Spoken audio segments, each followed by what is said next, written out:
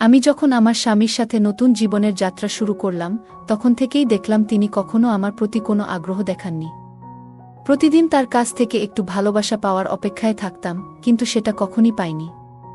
নিজেকে ভালোবাসাহীন একা অনুভব করতে করতে আমি ভেবেছিলাম, আমার জীবনটা কি এভাবেই কেটে যাবে। আমার ভাতিজা অর্ণব প্রায়ই আমার দিকে অদ্ভুতভাবে তাকাত, কিন্তু আমি কখনো সেই দৃষ্টিকে গুরুত্ব দিইনি। এক রাতে যখন আমি আমার ঘর থেকে বের হয়ে যাচ্ছিলাম, হঠাৎ সে আমার হাত ধরল। সে কাছে এসে বলল, তুমি কেন সবসময় একা থাকো? আমি সত্যিই তোমার প্রতি অনেক ভালোবাসা অনুভব করি এবং সবসময় তোমার যত্ন নিতে চাই। তার কথা শুনে আমি কিছুটা হতবাক হয়ে গেলাম। তারপর সে আমাকে তার ঘরে নিয়ে, বন্ধুরা আজকের গল্পটা অনেক বেশি স্পেশাল, রেডি হয়ে যাও। দয়া করে গল্পগুলো ভালো লাগলে ভিডিওটি লাইক, শেয়ার এবং চ্যানেলটি সাবস্ক্রাইব করো প্লিজ। আমি প্রিয়া, আমার বয়স 27, এবং মনে হয় আমার জীবনের সবচেয়ে বড় ভুলটা ছিল বিয়ের প্রথম রাতেই আমি বুঝেছিলাম যে সম্পর্কের বাঁধনটা আমার জন্য ছিল না। আমার স্বামী রহিম সব সময় ব্যস্ত থাকত, কখনো অফিসের কাজে, কখনো বন্ধুদের সঙ্গে আড্ডায়। আমি প্রথমে ভেবেছিলাম হয়তো এটা সাময়িক, সে ধীরে ধীরে আমার প্রতি আরও মনোযোগী হবে। কিন্তু সময়ের সাথে সাথে পরিস্থিতি আরও জটিল হতে থাকল।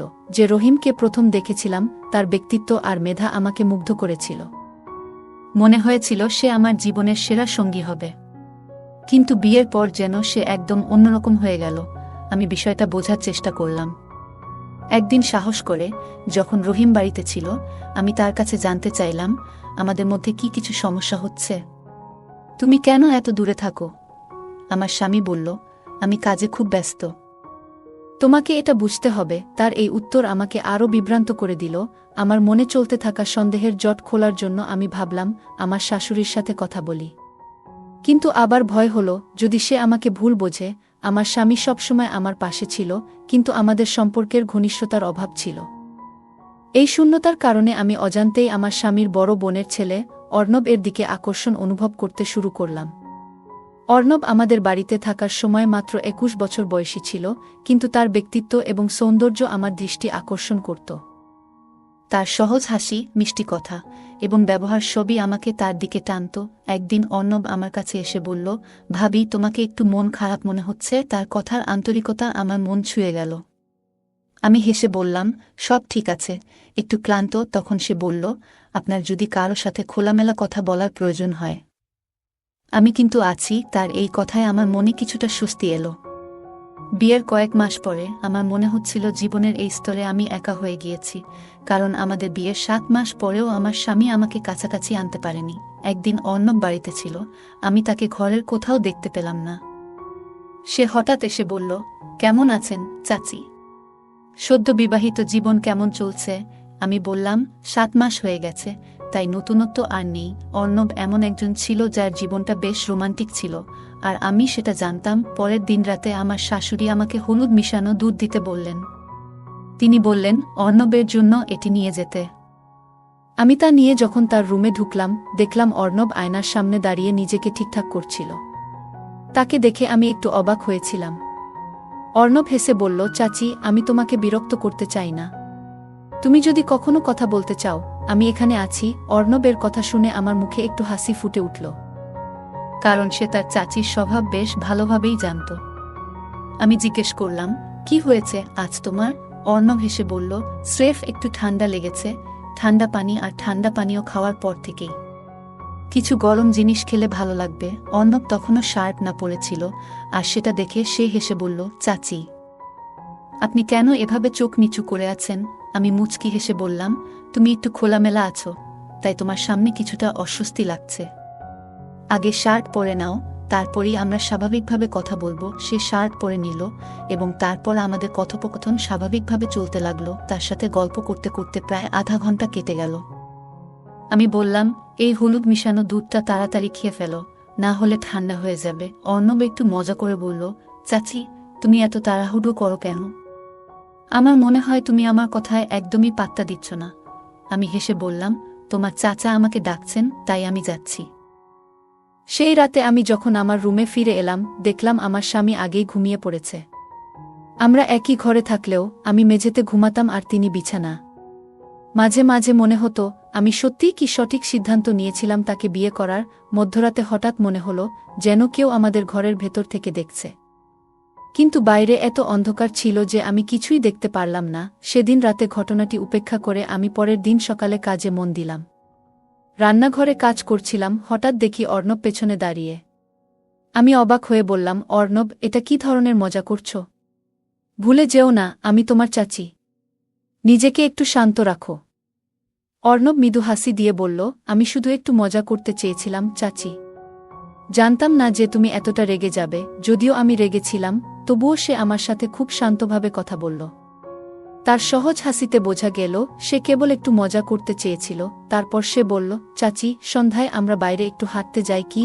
অনেক দিন বের হইনি। তাই সন্ধ্যায় পার্কে গেলাম। আমরা সেখানে বসে তার কলেজ জীবনের গল্প শুনতে লাগলাম। বেশ কিছুক্ষণ একসাথে সময় কাটালাম। আমরা পরে সিনেমা দেখতে বসি, আর সেখানেই অনেক কথা হলো আমাদের মধ্যে।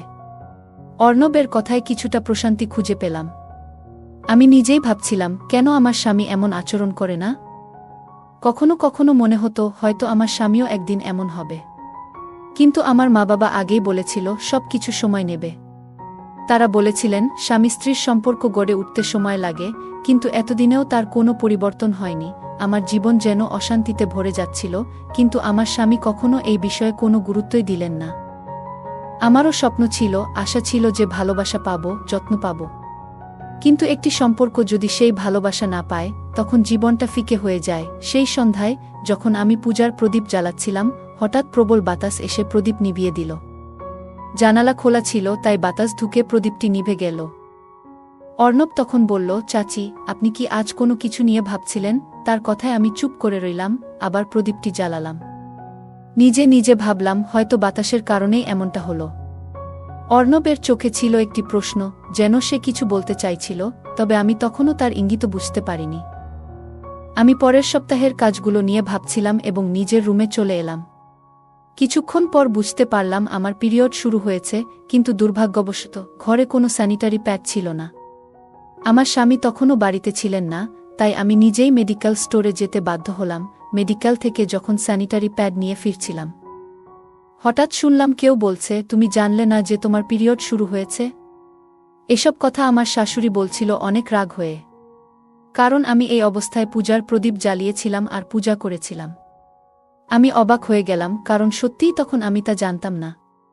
এই মন্তব্য শোনার পর মনের মধ্যে এক ধরনের কষ্ট অনুভব করলাম। রুমে ফিরে আসার পর পেটের ভীষণ ব্যথায় কষ্ট পাচ্ছিলাম, কিন্তু মনটাও ভারী হয়ে গেল ওই কথাগুলো মনে করে।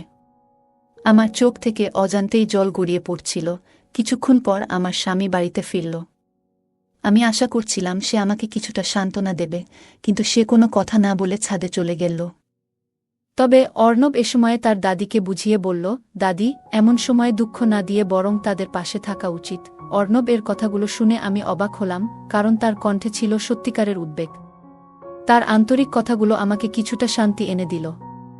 সে তার দাদিকে বলল, আমাদের উচিত একে অপরের পাশে থাকা, তাদের ভুল খুঁজে না বের করা। আমি মনে মনে ভাবছিলাম, যদি আমার স্বামীও এমনভাবে আমাকে সমর্থন করত। অর্ণবের কথা শুনে মনে একটু প্রশান্তি এলো, কিন্তু সেই সময়েই তার দাদির গলা শুনে অর্ণব আমার রুম থেকে বের হয়ে গেল। সেই রাতে আমার স্বামী কোনো কথা না বলেই চলে গেলেন। আমি ভাবছিলাম, হয়তো আমি কোথাও ভুল করেছি।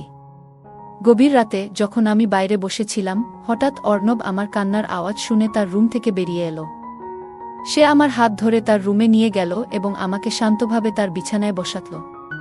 আমার চোখের জল তখনও থামছিল না। অর্ণব আমার সামনে হাঁটু গেড়ে বসে বলল, চাচি, আপনি কেন কাঁদছেন? তার কথায় আমার মন কিছুটা শান্ত হলো এবং তার আন্তরিকতায় আমি মুগ্ধ হয়ে গেলাম। সে আমাকে হালকা হাসানোর চেষ্টা করল এবং বলল, আপনাকে কষ্ট পেতে হবে না, আমি আছি। কিছুক্ষণ পর সে রান্নাঘরে গিয়ে আমার জন্য হলুদ মিশ্রিত দুধ নিয়ে এলো এবং বলল, এটা খান, এতে আপনি ভালো বোধ করবেন। তার পাশে বসে আমি ধীরে ধীরে স্বস্তি পেতে লাগলাম। তার যত্ন এবং মমতা আমাকে বোঝালো যে কারও পাশে থাকাটা কতটা গুরুত্বপূর্ণ। সেই দুধ খেয়ে আমি কিছুটা স্বস্তি পেলাম। পরের কয়েকদিনে বাড়ির অন্য কেউ আমার খোঁজ নেয়নি, কিন্তু অর্ণব সব সময় আমার পাশে ছিল। সে প্রতিদিন আমাকে খোঁজ খবর নিত, আর আমিও ধীরে ধীরে তার কাছে মানসিকভাবে আরও নিরাপদ বোধ করছিলাম। রাতে যখন সবাই ঘুমিয়ে যেত, অর্ণব আমার জন্য আবার হলুদ মিশ্রিত দুধ আনত এবং বিভিন্ন মজার গল্প বলে আমাকে খুশি রাখার চেষ্টা করত। আমি বুঝতে পারলাম বাড়ির মধ্যে একমাত্র অর্ণবই আমার প্রতি যত্নশীল। তার এই মনোভাব আমাকে একটু একটু করে বুঝিয়ে দিল কেউ যখন আন্তরিকভাবে কারো পাশে দাঁড়ায় সেটা কতটা মূল্যবান হতে পারে। কিছুদিন পর আমার স্বামী তার কাজের জন্য কয়েকদিনের জন্য শহরের বাইরে চলে গেল। একই সময়ে আমার শাশুড়িও এক আত্মীয়ের বাড়িতে কয়েকদিন কাটাতে চলে গেলেন। ফলে আমি আর ভাতিজা অর্ণব একা বাড়িতে ছিলাম। সাম্প্রতিক সময়ে অর্ণবের সঙ্গে আমার সম্পর্ক ভালোই ছিল, বন্ধুর মতোই হয়ে উঠেছিলাম। একদিন আমরা দুজনেই বাড়িতে একা ছিলাম। আমি নিজের রুমে ছিলাম, তখন অর্ণব আমার রুমে এসে মজা করে গল্প শুরু করল। কিছুক্ষণ পর অর্ণব হঠাৎ বলল, চাচি, আমি আপনাকে একটা প্রশ্ন করতে চাই। তবে আগে প্রতিশ্রুতি দিন যে আপনি আমার প্রশ্নের উত্তর দেবেন। আমি ভেবেছিলাম হয়তো কোনো মজার প্রশ্ন করবে, তাই আমি হেসে বললাম, ঠিক আছে, জিজ্ঞেস করো। তখন সে জিজ্ঞেস করল, চাচা আর তোমার মধ্যে সম্পর্ক কেমন? আমি কিছুটা অবাক হয়ে ভাবছিলাম কি উত্তর দেব। অর্ণব তখন বলল, আপনি আর চাচা কি একসাথে ঘুমান নাকি আলাদা? আমি তো শুনেছি আপনি আলাদা ঘুমান। এই প্রশ্ন শুনে আমি একটু চুপ হয়ে গেলাম। ভাবছিলাম সে কিভাবে জানে আমাদের ঘুমানোর বিষয়টা। কিন্তু তার এমন কথায় আমি কিছুটা বিব্রত হয়ে গেলাম। তখন অর্ণব আমার দিকে এগিয়ে এসে শান্তভাবে বলল, চাচি, আপনার দুঃখ আমি প্রতিদিন দেখি। আপনি কখনো কিছু বলেন না, তবে আজ আমাদের মাঝে কোনো ঝামেলা নেই। আমি শুধু চাই আপনি নিজের মনের কথা আমাকে বলুন। তার এই আন্তরিক কথায় আমি কিছুটা আবেগপ্রবণ হয়ে পড়লাম এবং নিজের কষ্টের কিছুটা ভাগাভাগি করলাম। আমি বললাম, বিয়ের পর থেকে আমি সবসময় আমার স্বামীর প্রতি বিশ্বস্ত থেকেছি, কিন্তু অনেক সময় মনে হয় তিনি আমার প্রতি মনোযোগ দেন না, আমাকে ভালোবাসে না। অর্ণব তখন বলল, চাচি, একজন স্ত্রী তার স্বামীর কাছ থেকে স্নেহ এবং যত্ন আশা করে, এটা খুবই স্বাভাবিক। কিন্তু আপনি যে ভালো নেই সেটা আমি বুঝতে পারি। আপনি যা আশা করেছিলেন তা হয়তো আপনার জীবনে এখনো আসেনি। একজন স্ত্রী হিসেবে জীবনে ভালোবাসা ও যত্নের যে অভাব ছিল সেটি আমি খুবই গভীরভাবে অনুভব করতাম। হঠাৎ করেই অর্ণবের আচরণে আমি একদিন চমকে উঠলাম। সেই রাতটি আমাদের সম্পর্ককে নতুন এক অর্থ দিয়েছিল, যা আমার জীবনের অনেক ভাবনাকে বদলে দিল। পরের দিন সকালে ঘুম থেকে উঠে নিজেকে এক নতুন দৃষ্টিতে দেখতে পেলাম। মনে হচ্ছিল যেন আমার জীবনের একটি নতুন অধ্যায় শুরু হয়েছে। ভেতরে এক ধরনের আনন্দের অনুভূতি অনুভব করলাম, যা আগে কখনো হয়নি। ঘরের পরিবেশেও একটা পরিবর্তন ছিল, যেন সবকিছুতে এক নতুন আলো ছড়িয়ে পড়েছে। অর্ণবের চোখেও এক ধরনের উচ্ছ্বাস দেখা যাচ্ছিল। আমার মনে হতে লাগল হয়তো জীবনের এই পরিবর্তনই আমার জন্য ভালো। কিছুদিন পর যখন আমার স্বামী এবং শাশুড়ি বাড়িতে ফিরলেন, তখন আমি আবার আগের মতো হতে চেষ্টা করলাম। তবে হঠাৎ করেই একদিন আমার স্বামী একটি দুর্ঘটনায় গুরুতরভাবে আহত হলেন এবং তাকে তৎক্ষণাৎ হাসপাতালে নিয়ে যেতে হল। চিকিৎসার পর জানা গেল যে তার একটি পা ভেঙে গেছে এবং তাকে দীর্ঘদিন হুইল চেয়ারে থাকতে হবে। এই কঠিন পরিস্থিতিতে অর্ণব সবসময় আমার পাশে দাঁড়িয়েছিল, যেন আমি একা না থাকি। তার সহায়তায় আমি বুঝতে পারলাম যে জীবনে কঠিন মুহূর্তেও কেউ একজন যদি পাশে থাকে তাহলে সবকিছু সহনীয় হয়ে যায়। অর্ণব সবসময় চেয়েছিল আমি ভালো থাকি এবং পরিবারের মধ্যে খুশি ফিরিয়ে আনার চেষ্টা করত। একদিন আমার শাশুড়ি অসুস্থ ছিলেন এবং আমি রান্নাঘরে কাজ করছিলাম। এমন সময় অর্ণব আমাকে সাহায্য করার জন্য এগিয়ে এলো এবং বলল, আপনার একটু বিশ্রাম নেওয়া উচিত। তার কথায় আমি অবাক হলেও তার আন্তরিকতার জন্য কৃতজ্ঞতা প্রকাশ করলাম। কিছুক্ষণ পরে অর্ণব আমাকে তার রুমে যাওয়ার ইঙ্গিত করল। আমি তার ডাকে সাড়া দিলাম এবং সেখানে গিয়ে দেখলাম ঘরটিতে সুন্দর আলো এবং মোমবাতির দিয়ে সাজানো ছিল, যা পুরো ঘরটাকে অনেক সুন্দর করে তুলেছিল। হাসিমুখে সে বলল, চাচি, আপনি আজ খুব সুন্দর লাগছেন। তার এই প্রশংসা শুনে মনে হলো যেন আমি অনেক ভালো মনের মানুষের সাথেই আছি। আমরা একসাথে বসে কথা বলছিলাম এবং সে বলল, চাচি, আমি সবসময় চাই আপনি সুখে থাকেন। তার কথায় সত্যিই আন্তরিকতা ছিল এবং আমি বুঝতে পারলাম যে আমাদের মধ্যে একটি গভীর বন্ধন তৈরি হয়েছে। কিছুক্ষণ পরে আমার স্বামী ঘরে এসে আমাদের দুজনকে একসঙ্গে দেখে হঠাৎ রেগে গেল। সে বলল, তুমি এখানে কেন বসে আছো? আমি শান্তভাবে বললাম যে আমরা শুধু কথা বলছিলাম। কিন্তু আমার স্বামী ভুল বোঝার কারণে রেগে গিয়েছিল এবং তার কথাগুলো ছিল খুব আক্রমণাত্মক। আমি পরিস্থিতি শান্ত করার চেষ্টা করলাম এবং বুঝতে দিলাম যে এতে কোনো অসঙ্গতি ছিল না। সে যেন তার সীমারেখা ভুলতে বসেছিল। এখন মনে হচ্ছে তোমার স্বামী বদলে গেছে। আমার স্বামীর মুখ থেকে এই কথাগুলো শুনে আমি খুবই বিরক্ত হয়েছিলাম। আমি আমার স্বামীকে জিজ্ঞেস করলাম, তুমি কি জানো তুমি আসলে কি করছো? স্বামী স্ত্রীর সম্পর্ক আসলে কেমন হওয়া উচিত সেটা কি তুমি বোঝো? তুমি কি আমাকে নৈতিকতার পাঠ শেখাতে চাও? তোমার কি মনে আছে আমাদের বিয়ের প্রথম রাতে তুমি আমাকে স্পর্শ করতে চাওনি শুধুমাত্র আমি স্বাস্থ্যবান জন্যে? তুমি